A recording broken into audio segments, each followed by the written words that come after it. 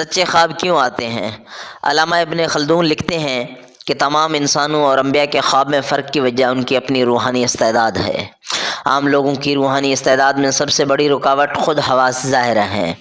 انبیاء کے خواب کے متعلق فرماتے ہیں، وہ استعداد کا کام ہے جس میں انسان بشریت کو چھوڑ کر ملکوتیت جیسے بلند اور روحانی مقام میں جذب ہو جاتا ہے۔ مقصد یہ ہے کہ انسان میں جس قدر روحانی استعداد زیادہ ہوگی، اسی قدر اس کے خواب زیادہ سچے ہوں گے۔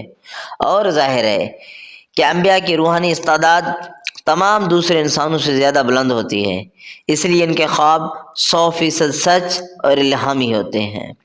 پیغمبروں پر یہ حالت اس وقت طاری ہوتی ہے جب وحی کے نازل ہونے کا وقت آتا ہے، تو ایسے موقع پر انہیں نیند کی طرح ادراک ہوتا ہے۔ نیند اور وحی کی اس مشابہت کے باعث حضرت محمد صلی اللہ علیہ وآلہ وسلم نے خواب کو نبوت کا 46واں حصہ قرار دیا ہے۔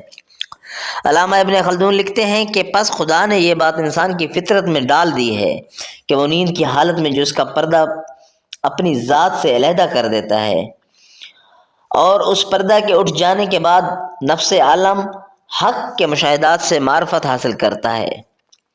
بعض اوقات اس پر معرفت کا ایسا لمحہ بھی آتا ہے جب اس سے اپنی آرزوؤں کی تکمیل کا علم ہو جاتا ہے۔